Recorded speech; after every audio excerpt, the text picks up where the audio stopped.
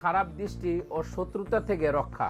এটি খারাপ দৃষ্টি বা কুনজর এবং শত্রুতা থেকে ব্যক্তিকে রক্ষা করতে পারে বলে মনে করা হয়। ফলে ব্যবসায়িক ক্ষেত্রে বা কর্মক্ষেত্রে বিভিন্ন ধরনের শত্রুতা থেকে রক্ষা পাওয়া যায়।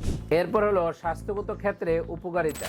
এটি শারীরিক অসুস্থতা, বিশেষ করে হাড়, স্নায়ু বা বাতজাতীয় রোগে উপকার করে। তবে কিছু গুরুত্বপূর্ণ বিষয় মনে রাখা জরুরি। এর উপযোগিতা পরীক্ষা। নীলা পাথর খুবই শক্তিশালী রত্ন এবং এটি সবার জন্য উপযোগী হয় না। যদি এই রত্ন কোনো ব্যক্তির জন্য অনুকূল না হয় তবে এটি দ্রুত নেতিবাচক ফল দিতে পারে, যেমন আর্থিক ক্ষতি, শারীরিক সমস্যা বা দুর্ঘটনা ইত্যাদি। এই কারণে নীলা পাথর ধারণ করার আগে অবশ্যই একজন দক্ষ জ্যোতিষের পরামর্শ নেওয়া উচিত।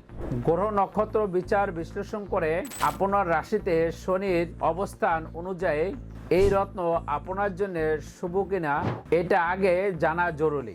তবে বৃষ, তুলা, মকর এবং কুম্ভ রাশির জাতক জাতিকাদের সাধারণত নীলা শুভ বলে ফলদায়ক মনে করা হয়।